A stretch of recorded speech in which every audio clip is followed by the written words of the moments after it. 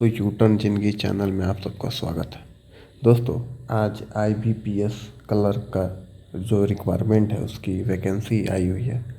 मैं आपको उस वैकेंसी के बारे में थोड़ी सी डिटेल दे दूं। उसके बाद हम लोग जानेंगे कि IBPS क्लर्क 2021 का सिलेबस क्या है, कितने स्टेज में इसके एग्ज़ाम होते हैं, क्या क्या सब्जेक्ट आपको पढ़ने होते हैं। तो सारी जानकारी आपको इस वीडियो में मिलेगी। वीडियो के अंत तक बने रहें और सारी जानकारी लेकर जाएं। चलिए दोस्तों, शुरू करते हैं वीडियो को। दोस्तों, यहाँ स्क्रीन पे आपको दिख रहा है IBPS clerk syllabus and exam pattern. तो इस वीडियो में मैं आगे बता रहा हूँ आपको कि इसका सिलेबस क्या होता है। तो सबसे पहले आपको 2 स्टेज पास करना होता है IBPS क्लर्क बनने के लिए। पहला आपका प्रीलिम्स है, उसके बाद मेंस है। दोनों एग्ज़ाम आपके ऑनलाइन होते हैं। अब सबसे पहले आपको प्रीलिम्स देना होता है। तो प्रीलिम्स में टोटल जो सब्जेक्ट होते हैं वो 3 सब्जेक्ट का आपको एग्ज़ाम देना होता है। सबसे पहला इंग्लिश लैंग्वेज, न्यूमेरिकल एबिलिटी और रीजनिंग एबिलिटी। ये 3 सब्जेक्ट होते हैं आपके। इंग्लिश लैंग्वेज आपके 30 क्वेश्चन होते हैं 30 मार्क्स के। न्यूमेरिकल एबिलिटी 35 क्वेश्चन होते हैं 35 मार्क्स के। और रीजनिंग एबिलिटी होते हैं 35 क्वेश्चन 35 मार्क्स के। टोटल नंबर ऑफ़ क्वेश्चन की बात की जाए तो 100 क्वेश्चन होते हैं 100 मार्क्स के।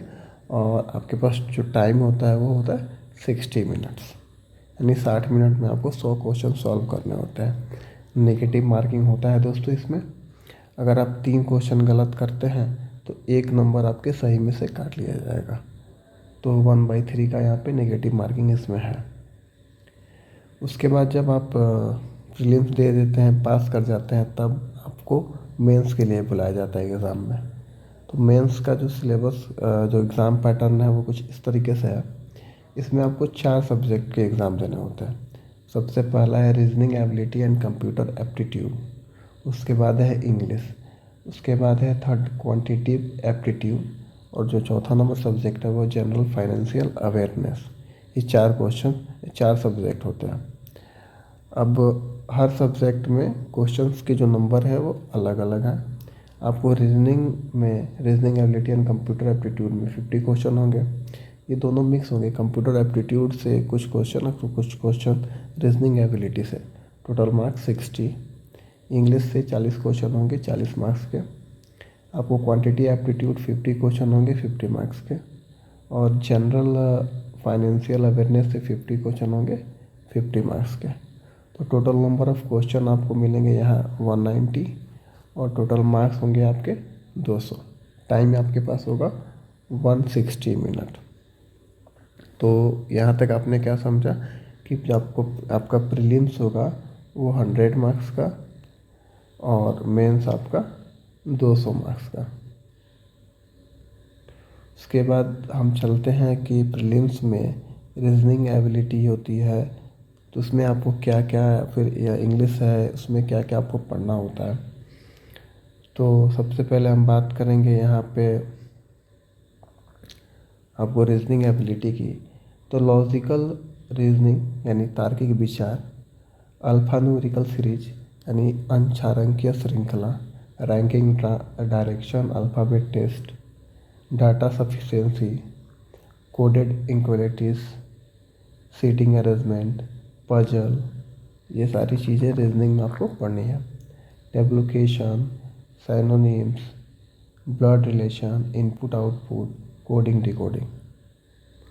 उसके बाद अगर हम बात करें क्वांटिटिव एप्टीट्यूड की, तो क्वांटिटिव एप्टीट्यूड में आपको पढ़ना है क्या क्या, सिंप्लीफिकेशन पढ़ना है, प्रॉफिट एंड लॉस पढ़ना है, मिक्सचर एंड एलिगेशन पढ़ना है, सिंपल इंटरेस्ट कंपाउंड इंटरेस्ट पढ़ना है, सर्ड एंड इंडाइस सर्ड पढ़ना है, work and time and distance, mensuration में आपको सिलेंडर, कोन, स्फेयर, ये सब पढ़ना है।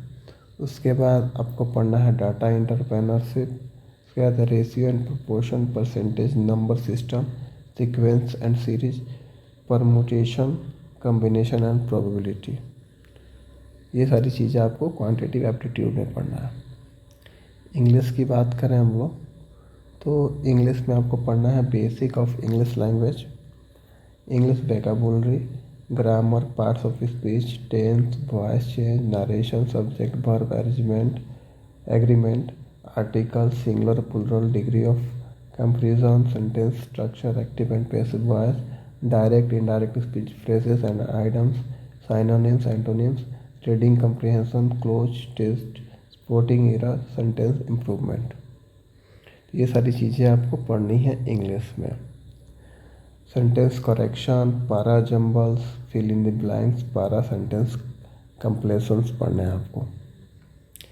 इसके बाद हम बात करें IBPS क्लर्क जो का मेंस एग्ज़ाम है आप लोग का, उसमें आपको क्या पढ़ना होता है।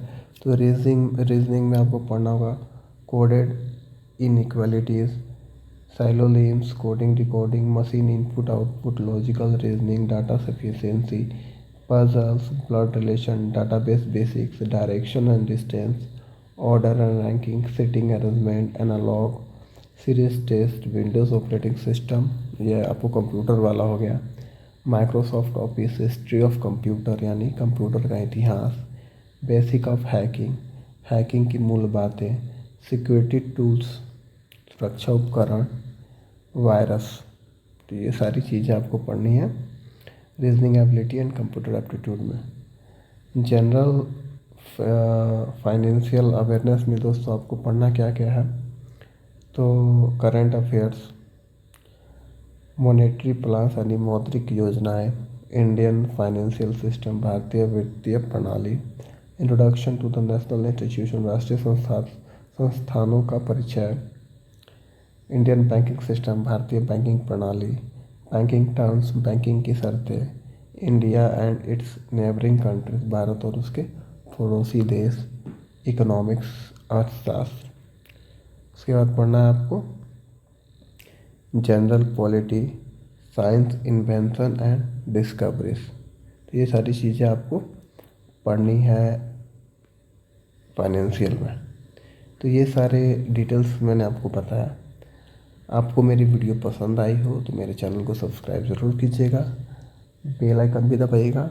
मैं IBPS से जुड़ी और भी वीडियोस बनाऊंगा जो आपको मदद करेगी आपकी तैयारी में।